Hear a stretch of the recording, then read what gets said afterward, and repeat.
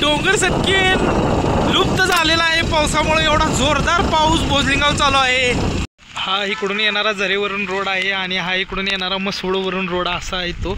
आपण बरोबर कमानीच्या पुढे आहे। मला जाऊ एकदा। हां चल हे बघा पाठीमागे भोजलिंगचं मंदिर आहे। मंदिरावर रविवारची किती गर्दी आहे।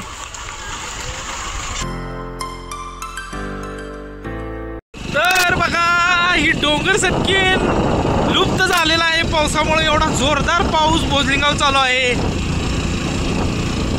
तर बघा आपण डोंगर बघू शकता। आता इथं पावसामुळे डोंगर सटकेन दिसलं ना, एवढा जोरदार पाऊस भोजलिंगाच्या डोंगरावर चालू आहे। हा इकडून येणारा झरेवरून रोड आहे आणि हा इकडून येणारा मसवडवरून रोड असा आहे तो। आपण बरोबर कमानीच्या पुढे आहे, डोंगराच्या खाली बरोबर आहे। पावसाने धो पाऊस चालू झालेला आहे। बघा कशा प्रकारे डोंगर सर्व पावसाखाली आहे। आज रविवार आहे, त्यात गर्दी असते डोंगराला येणाऱ्यांची।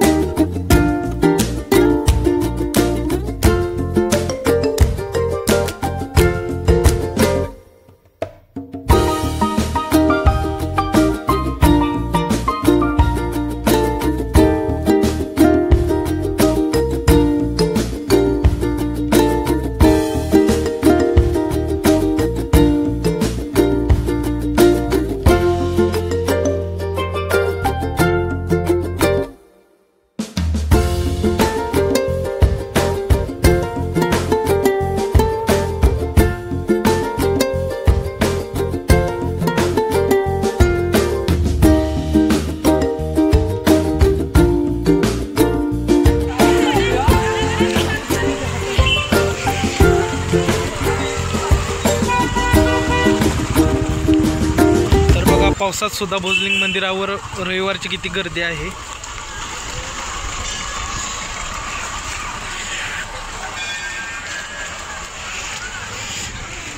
इकडे दुसरा जाणारा मार्ग आहे।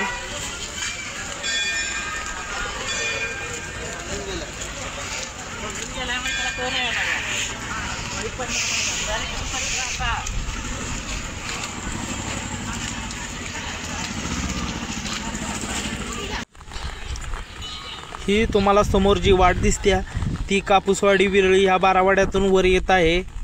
ही वाट डोंगराला अशा दोन वाटा आहेत, एक जांभुनी मार्गे वर येते तर दुसरी विरळी कापूसवाडीवरून वर येते। तर फायनली आपण डोंगरावर आलेलो आहे।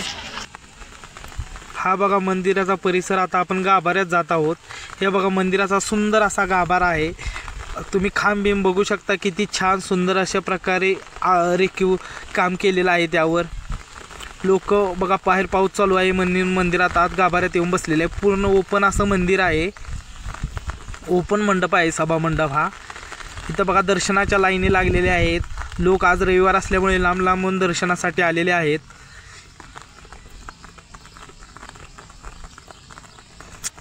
पाऊस असूनही एवढी मोठी गर्दी मंदिरात झालेली आहे।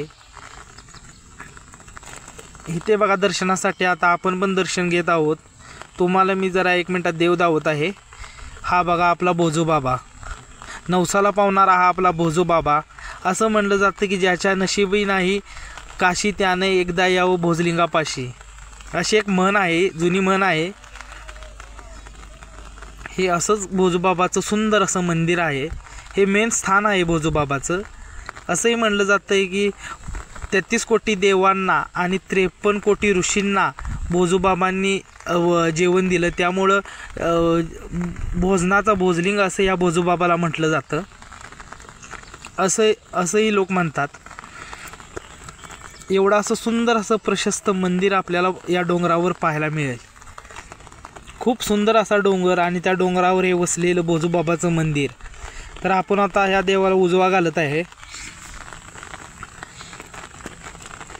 हे बघा सर्व इथं जेवणाची पूर्ण तयारी असते त्यांची, मंदिरावाल्यांची। इथं बघा मंदिराचं काम चालू आहे. आतला सभामंडप झालेला आहे, बाहेरने एक सभामंडपचं काम चालू आहे. खूप छान असं मंदिर आपल्याला इथे 1 ते 2 वर्षात पाहायला मिळणार आहे.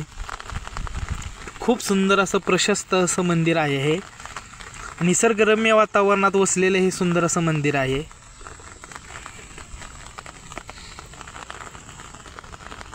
ही बघा धुनी खूप पूर्वीपासून असलेली धुनी आहे. इथे जे आत तुम्हाला लाकड दिसत आहे ते खूप दिवसांपासून ही परंपरा अशी मानली जाते की हे हिरव्याचं लाकूड आहे. ते इथे दुपट ठेवलं जातं आणि त्याचा जो खाली अंगारा पडतो तो सर्व भक्तांना दिला जातो, अशी लोकांची हे आहे. इथे बघा देवाच्या मंदिराच्या बरोबर समोर देवाचे 2 हे घोडे आहेत. इथे एक पुजारी असतात. खूप छान असं मंदिर भोजूबाबाचं इथे आपल्याला या डोंगरावर पाहायला मिळत आहे.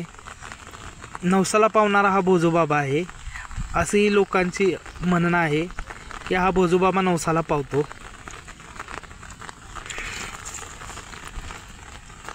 खूप छान असं मंदिर आहे.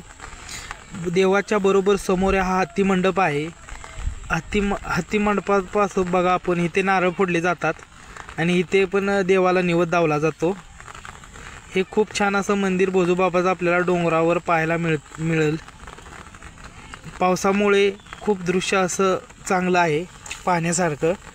हे ते बघा छोट्या मोठ्या मूर्त्या, गणपतीची मूर्ती, अशा अनेक मूर्ती इथं ठेवलेल्या आहेत. ही बघा जानूबाईच्या पालखीचे, ही भोजूबाबाची बहीण जानूबाईच्या पालखीचे इथे येते दसऱ्याला, त्यासाठी त्याचं स्थान आहे. हे बघा आग्नेनबाळाचं मंदिर आहे. येथे नवसाचा पाळणा नाही लोक घालतात या आग्नेनबाळाला. असं सर्व भोजूबाबाच्या आजूबाजूला भरपूर देव आहेत. हे बघा पुढं भोजूबाबाच्या मंदिराचा काम चालू आहे. पावसामुळे काम थांबलेलं आहे आणि पाऊस पण किती जोरात आहे बघू शकता आपण. पूर्ण सर्व डबरी भरून निघालेले आहेत पाण्याने. हे तर बघा दगडं कोरीव काम करून ठेवलेले आहेत. खूप छान असं मंदिराचं काम चालू आहे.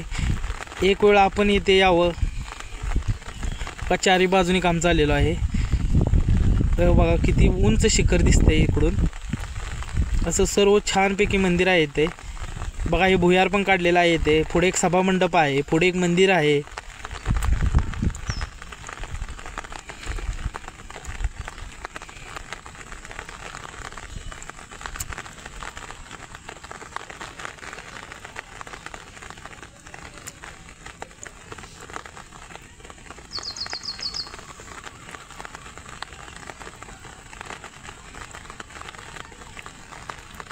हो काही शिखर बी आपल्या भोजूबाबाचं. तर बघा मंदिराच्या गाभाऱ्यात पाऊस आलेला आहे.